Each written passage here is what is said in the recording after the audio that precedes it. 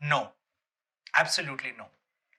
I'm not going to start this with an entertaining joke, nor am I going to ask you to imagine a compelling what if scenario. No enlightening quotes, no mind boggling statistics either. I'm just going to share with you two very simple yet true anecdotes of my life.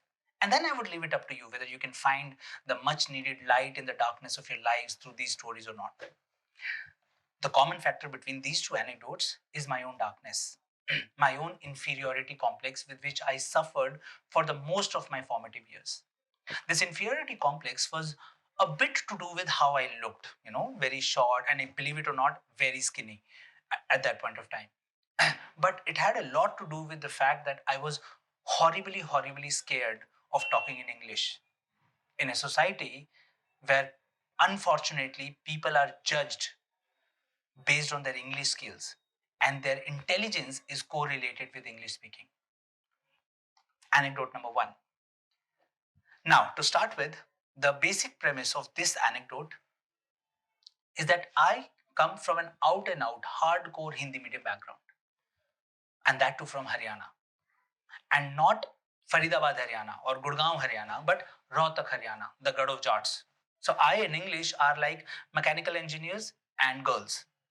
And on top of that, I ended up doing engineering from Hisar, even bigger god of jats, and that too in agricultural engineering. So I hope you can very well imagine that I couldn't be any further away from the English speaking crowd. Now, in the very first year, I realized that I hated my engineering, just like so many engineers in India. And just like most of them, I also did the most obvious. I started preparing for MBA. Now, that's not where the jokes are. The jokes are that I decided to start speaking in English in the hope that someday I would get an interview call. There were four of us, and all four of us decided that we would always talk in English. And if one of us is found talking in Hindi, the remaining three would give one tight slap. So it all started fine until everybody else in the hostel noticed what we were up to. And this is where the fun began for them, not for us. Because in the four of us, they found four guinea pigs on whom they could experiment their sense of humor. And if you are from Haryana or you are aware of Haryanvis, you would know that how caustic our sense of humor is. It's right in the face. So they would not leave any chance to tease us, mock us, and they would not even look at the occasion, the location, the place. They would just start. For example, we are just walking down the corridor and suddenly two, three voices would come. English? Or we are entering the mess for our dinner and suddenly 10, 15 people, they give us a standing ovation and clap. Manager saab, speaking English. Very soon I realized that something that started off as a friendly banter had started getting on my nerves. I clearly remember this one particular moment when I was surrounded by 6, 7 of my seniors and all of them were taunting. English bol ke sunana, English bol ke sunana.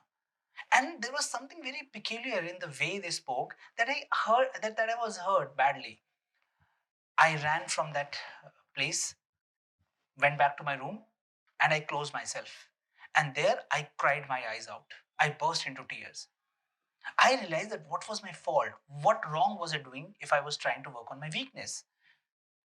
I did not have any answer, but in those moments of pain and despair, I kind of decided that I would stop trying talking in English. But suddenly there was this tiny little thought that came to me and asked me, Amit, what do you think happened out there? Were they having fun at your expense or were they just having fun?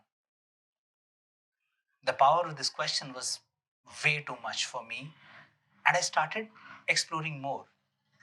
I realized that the more I looked at they were having fun at my expense, the more I felt insulted. But the more I looked at they were just having fun, I felt that I was just incidental to that situation. I just happened to be there. And even if I hadn't been there, those people would still have been enjoying, right? It is not that if I hadn't been there, those people would have been sitting with their heads down, not at all smiling. No. I realized that maybe we humans give a lot of self importance. And in that process, we end up resenting other people having fun. And that is what the cause of misery is. So, therefore, my misery was not because of them, it was because of my own attitude towards people. Over the years, I checked it over and over again, and I realized that every time I felt that somebody was attacking me, I just took a step back and cross checked whether the other person was having fun at my expense or whether the other person was just having fun. I can't tell you how many strong bonds of friendships I have created because of taking time to judge people. Anecdote number two. Continuing my misery with English speaking, I carried on my preparation with CAT. And no, it's not an inspirational story about how an average student like me, cracked the CAT and made it to the top. No. In fact, it is after I cracked the CAT and got a call from IIM Ahmedabad that I realized that I was scared. Because my first reaction to cracking CAT was, मजाक मजाक में हो गया, but अब interview में English कौन बोलेगा? So many people suggested me to go to Delhi and join a GDPI institute. And the very idea scared me to the core, facing Delhi crowd. But I had to. So I went to Delhi and joined an institute. On the very first day, these people made me sit with 9 other IIM Ahmedabad call getters. So imagine, I, an agriculture engineer, with 9 other IIM Ahmedabad call getters, out of which 8 of them are from one single college, St. Stephen's. I hope you can imagine the fear in me. And they made us sit there, and this is what actually happened. The moment the moderator gave the topic, okay, and the topic was, is India a soft country? I could literally feel it this way, that the topic had not even reached me, and suddenly English. And I looked at this guy, what is, and English? And I was like, okay, wait, English, English, English, English, English, English. And in the first 20 seconds, I heard so much of English that I had not even heard in the last 20 years of my life. I went absolutely numb. That was the time when I realized my career is gone. I am dead. I felt like helplessness personified.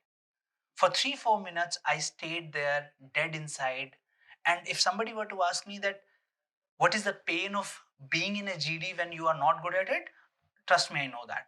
Your feet, they become very numb, your ears become very hot, and there is a weird vacuum that gets created out, around you. And this is what I felt. So I was like, all dead. But suddenly, in the sixth moment, there was this one again tiny little thought that came to me and asked me, who do you think you are? Shah Rukh Khan from Dil To Pagal Hai? That suddenly you would catapult onto the stage and create a wow amongst everybody, and everybody would start clapping for your performance? And the inner voice in me answered, Aaj to nahi, not today. So it said, so why are you fighting in their battle? They are too good at it. They would win it today. So why don't you redefine the battle and fight with yourself?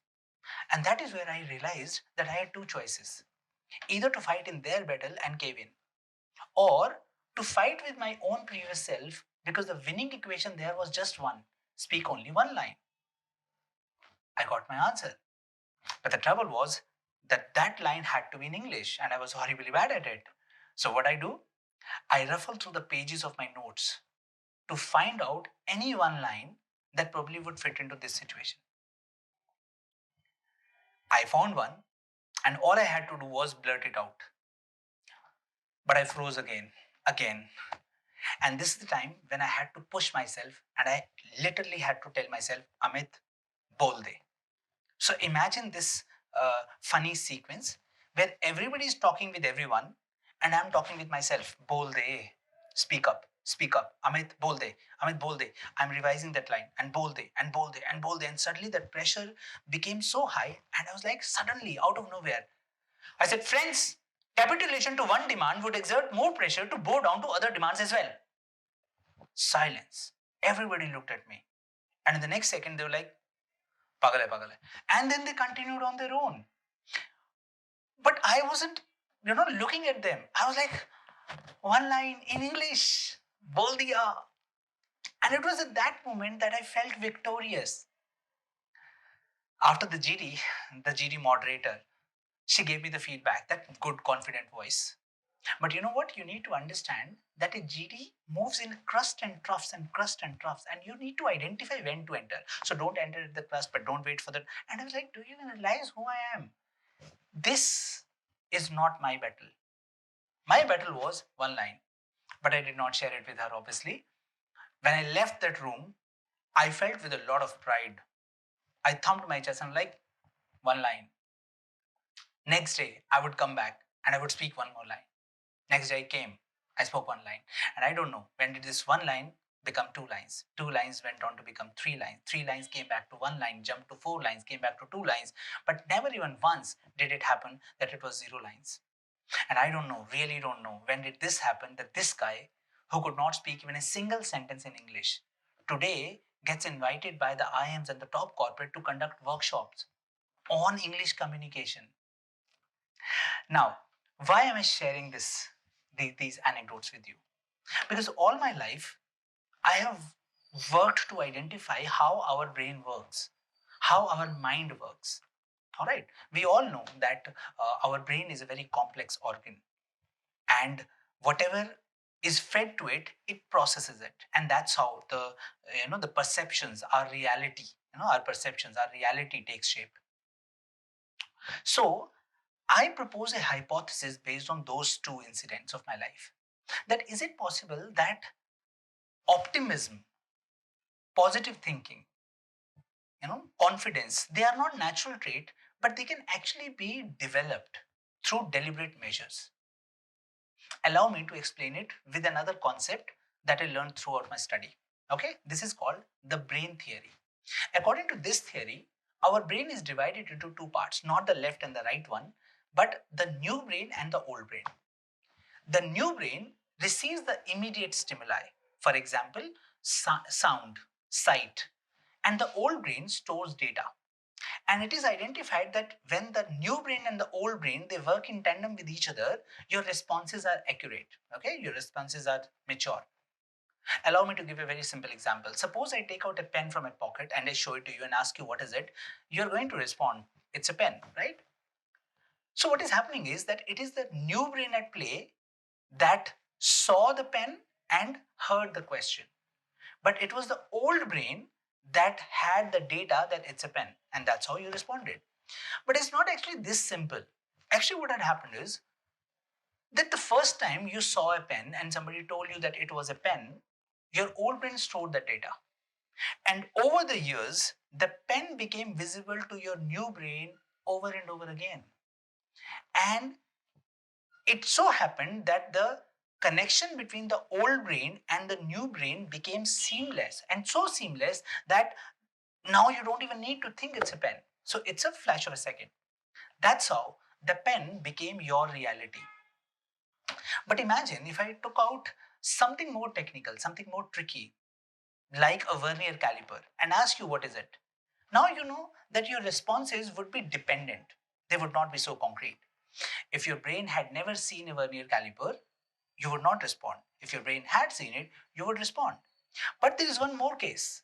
If you had seen it once, long time back, all right, and over time, it did not get visible to your new brain time and again, you would forget about vernier caliper, right? So whether vernier caliper becomes your reality or it doesn't become your reality, it depends upon how many times it becomes visible to your new brain. So the point is, what are you storing in your brains? If the pen is stored, the pen becomes your reality. If the vernier caliper is stored, vernier caliper becomes your reality. If the anger is stored, anger becomes your reality. If resentment, hatred, violence, lack of self-confidence, inferiority complex, these things are stored, obviously they are going to become your reality. It all depends upon how many times are you churning these feelings and bringing them back to your new brain. That's why I suggest people to value the power of their thoughts. Those true thoughts, they taught me something very important for the rest of my life. I realize that when we are in difficult situations, we are flooded with a lot of thoughts, countless, unchecked, unfiltered thoughts, positive and negative thoughts. But that's not where the problem is. The problem is with what kind of thoughts do we spend more time with, and what kind of reality do we create for ourselves? So, what do I suggest? I suggest that be a little extra conscious about your own thoughts and be on the lookout for all the positive thoughts, especially those little small tiny ones that are trying to come to you and are trying to tell you that there is something good in whatever is happening, that you are good, that you can perform good. Every time you're stuck with one such thought, please spend some time with it. Look at it, smile at it, hold it in your hand, and promise yourself to nurture it for the rest of your life. And make sure that you keep bringing these thoughts back to your new brain over and over again so that they keep getting processed. That's how optimism is concretized. That's how positive feelings are concretized. That's how confidence is concretized. Very early in my life, I had heard this very beautiful saying that watch your thoughts, they may become your words. Watch your words, they're going to become your actions. Watch your actions, they become your habits. And watch your habits because that's you. Thank you so much.